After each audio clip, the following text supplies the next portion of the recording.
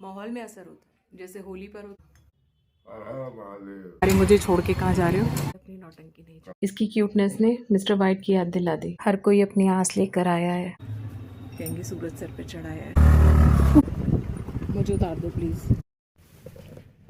Hello, good morning friends. तो आज महाशिवरात्रि का बहुत ही पावन पर्व है और मैं आपको आज एक ऐसे स्थान के दर्शन कराने के लिए लेकर चलूँगी जो बहुत ही प्राचीन और हरिद्वार में स्थित। जिस तरह से सबके कुल देवी देवता होते हैं, ये हमारे देवता का स्थान। ये ऑप्शन ठीक रहेगा। घर पर पूजा करने के बाद मंदिर के लिए दिए तैयार किए, गंगा जल में रोली और चावल मिलाकर चलते हैं सूर्य देव को अर्घ देने। सूर्य देव को जल देते वक्त अपना चेहरा हमेशा पूरब दिशा में रखना चाहिए। कहेंगे सूरज सर पे चढ़ाया है। तो पूजा की सामग्री में अभी हमें इसमें गंगा जल, दूध और दिए बना के रखने हैं। पुष्प हम बाजार से लेते हुए चलेंगे। आइए पूजा करने चलते हैं। इस मंदिर जाते वक्त ना मुझे हमेशा एक बड़ी टेंशन बनी रहती है।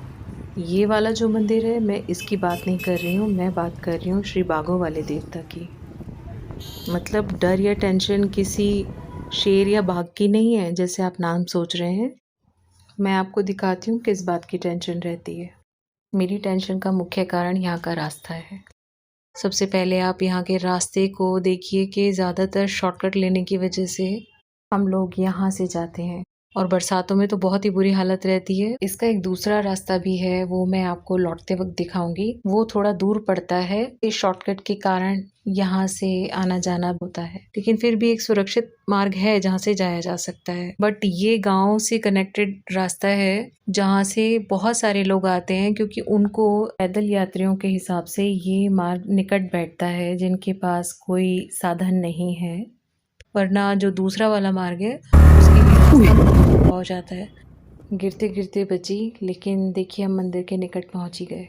ये विस्तृत छाया उसकी प्राचीनता का इतिहास बताती है। सदियों से अडिग खड़ा है उसके द्वार पर विराट वृक्ष प्रहरी, जिसकी शाखाओं की गोद में अनगिनत जीवन पलते हैं। आज हमारी यात्रा का पड़ाव उस पवित्र स्थल से हुआ जहाँ लोक आस्था और शिव भक्ति का अद्भुत संगम दिखाई देता है। ये मंदिर भोले बाबा के श्रृंगार स्वरूप को समर्पित है, अर्थात ये नाग देवता का पावन धाम है।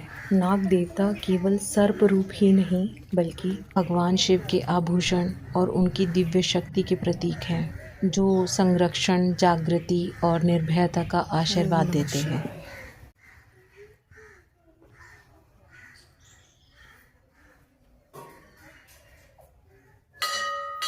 तो आप भी इस प्राचीन मंदिर के दर्शन कीजिए। जिन देवता के आज हम दर्शन करने आए हैं वो भोले बाबा का श्रृंगार है। सर्वप्रथम हमने नाग देवता को गंगा जल से स्नान करवाया, उसके बाद दूध से अभिषेक किया, फिर पुष्पांजलि दी। नाग हिंदू धर्म में शक्ति, सुरक्षा और पितृ आशीर्वाद का प्रतीक माने जाते हैं।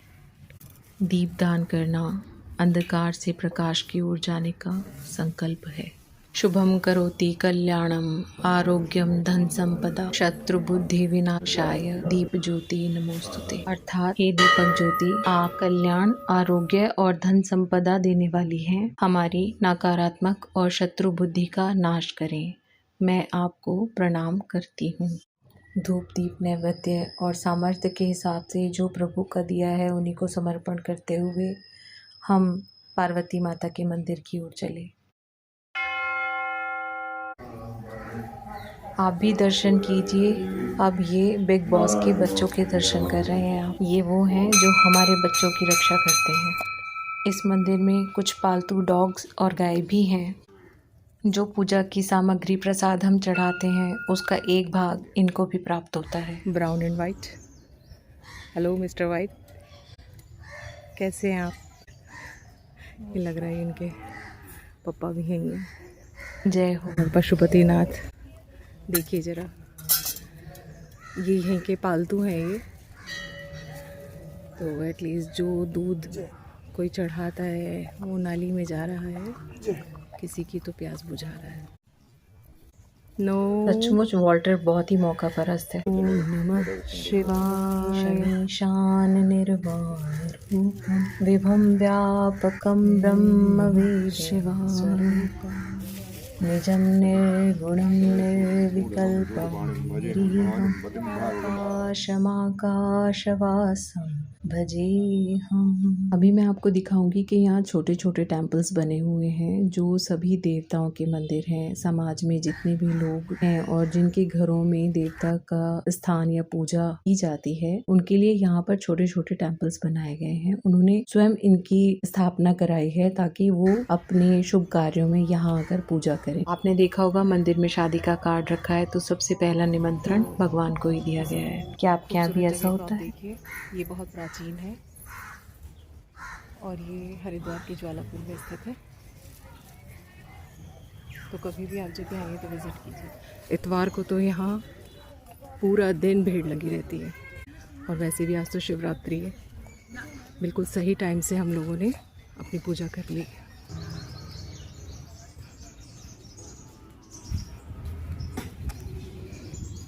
मंदिर के आसपास का स्थान जो है वो कच्चा ही है, तो आप BHEL की साइड से आएँ ताकि आपको असुविधा ना हो।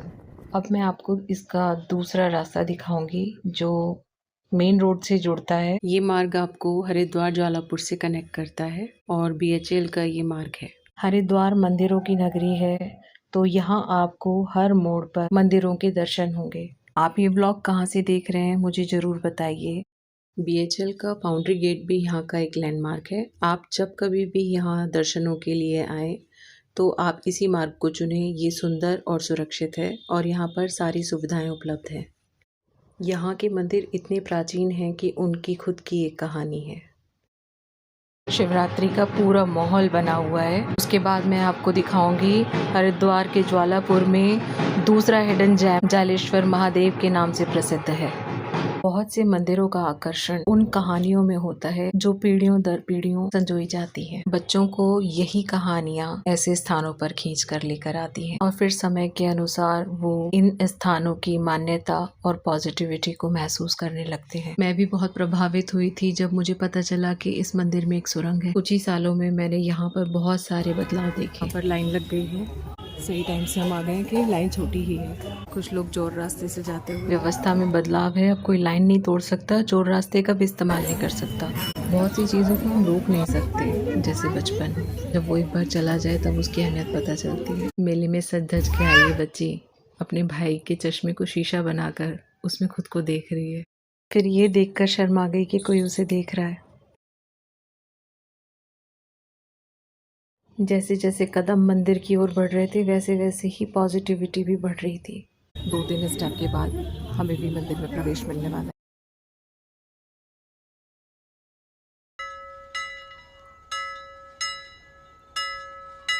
कोई पर्व मनाया जाता है तो वो केवल एक तिथि नहीं रहता, सामूहिक चेतना बन जाता है। मैंने भी वो महसूस किया कि जब सैकड़ों लोग एक ही भावना से जुड़कर प्रार्थना करते हैं तो वातावरण ही बदल जाता है। विज्ञान इसे कलेक्टिव एनर्जी कहता है और आध्यात्म इसे सामूहिक आस्था की शक्ति। शायद यही कारण है कि पर्व के दिनों में मंदिरों में एक अलग ही कंपन, एक अलग ही दिव्यता की अनुभूति होती है। इस नवयुवक की भावना कितनी अटूट है। मान्यता है कि नंदी के कान में कही गई बात सीधे शिव तक पहुंचती है।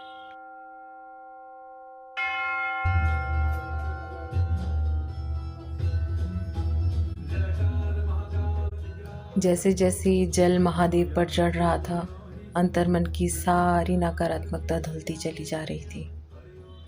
भोलेनाथ तो इतने सरल हैं कि एक लोटा जल से भी प्रसन्न हो जाते हैं।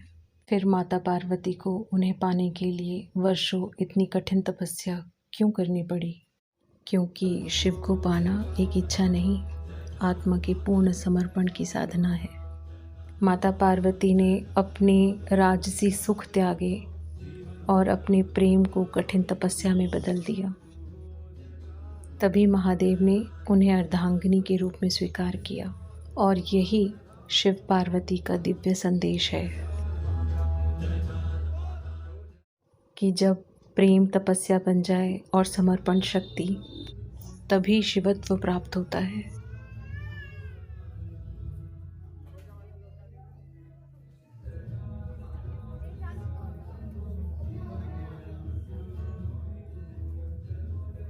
मस्तक पर त्रिपुंड सजते ही मन बिल्कुल शांत हो गया।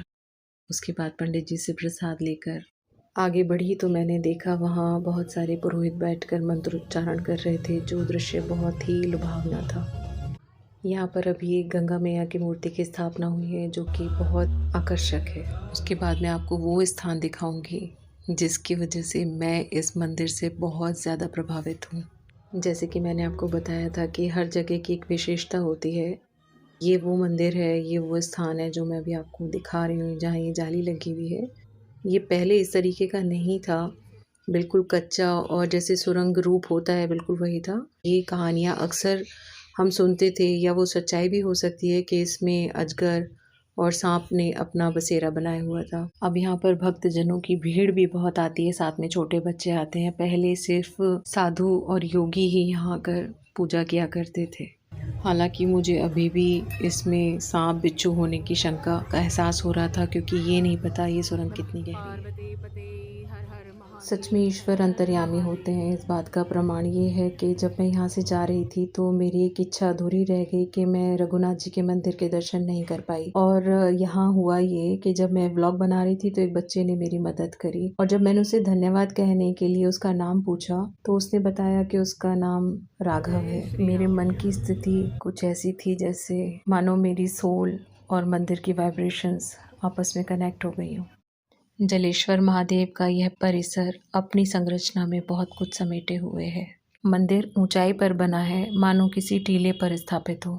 बीच का बहुत सारा भाग आज भी ढलान पर बना हुआ है। जलेश्वर महादेव, रघुनाथ जी का मंदिर और नीली घोड़ी वाले बाबा का स्थान ऊंचाई पर बने होने की वजह से ये प्रांगण एक कुंड जैसा दिखाई देता है। जय जय कर ली। इन सबको देखकर मन में सहज ही विचार आता है, क्या यहाँ कोई पहले प्राकृतिक स्रोत रहा होगा। लगता है शायद इसी कारण इस स्थान का नाम जलेश्वर पड़ा हो। कभी कभी इतिहास पुस्तकों में ही नहीं, धरती की बनावट में भी लिखा होता है। अरे मुझे छोड़ के कहाँ जा रहे हो?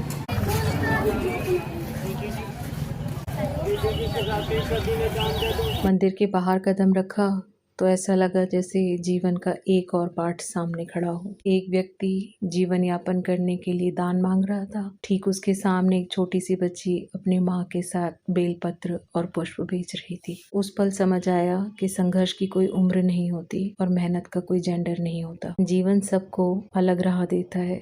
किसी के हाथ फैलते हैं तो कोई उन्हीं हाथों से कर्म का दीप जलाता है।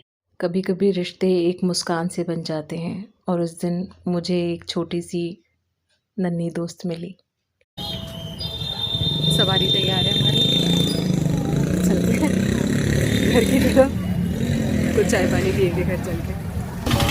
हर हर महादेव। आपको इसकी डिटेल्ड रेसिपी मेरे YouTube शॉर्ट्स में मिलेगी। जब मैंने ये ठंडाई तैयार की और मैं अंदर लेकर गई तो इन्होंने सबसे पहले पूछा, ये पिस्ता हरा रंग कैसे आया। कई सवाल थे। हरे रंग को देखकर कुछ ज़्यादा ही खुश हो गए थे। इन्हें लगा आज कुछ स्पेशल मिलने वाला है। तो आज माचा ठंडाई से ही हमने ट्रेडिशन पूरा किया। ये सबके स्टेटस देख रहे थे, जिन पे सब ने भोले बाबा के बड़े प्यारे प्यारे स्टेटस लगा रखे थे।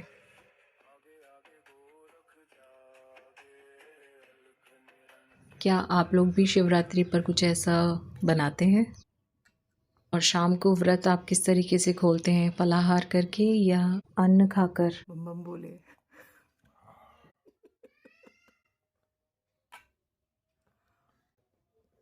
ये पूछ रहे हैं कि इसमें पिस्ता ग्रीन है, ये ग्रीन कलर क्यों है?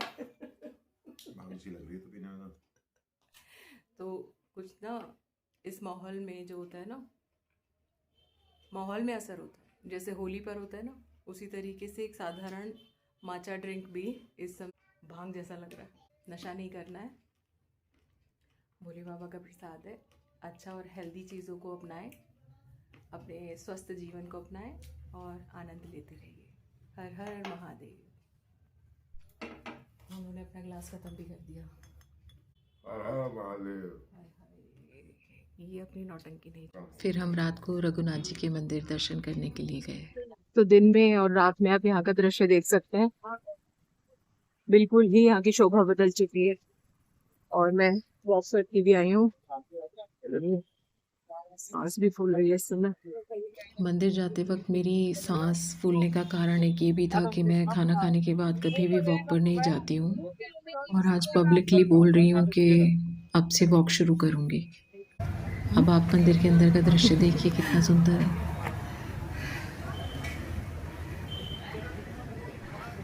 मेरे नए व्लॉग में आपका स्वागत है। कि मैंने आपको बताया था कि लोग यहाँ पर वॉक के लिए आते हैं, तो यहाँ मॉर्निंग वॉक और इवनिंग वॉक के लिए बहुत ही अच्छा प्लेस है ये। बहुत शांति मिलती है क्योंकि पास में ही मंदिर है, मंदिरों की घंटियों की आवाज़, और साथ में ये इतना बड़ा ग्राउंड जिसमें सुबह सब लोग वॉक कर रहे होते हैं, बच्चे खेल रहे होते हैं, और फिर डिनर के बाद सब लोग यहाँ पर वॉक के लिए आते हैं। है ना ये खूबसूरत। और शिवरात्रि पे तो ये कमाल का ही लग रहा है। दिन में यहाँ पर भंडारा पूजन, कन्या पूजन हुआ। शिव जी की बारात की तैयारी हो रही है और पार्वती जी का श्रृंगार किया जा रहा है। बहुत ही प्यारा पल है। बारातियों के आने के लिए सारी तैयारी की जाती है, शामियाने सजते हैं, बिल्कुल वैसे ही आज सारे मंदिर सजे हैं। भोले बाबा की बारात निकली, मानो ऐसा लगा सारा ब्रह्मांड उनके साथ चल पड़ा हो। स्वस्थ रहिए और आनंद लीजिए हर त्योहार का, हर उत्सव का। हर हर महादेव। मिलते हैं अगले व्लॉग में, तब तक के लिए बाय।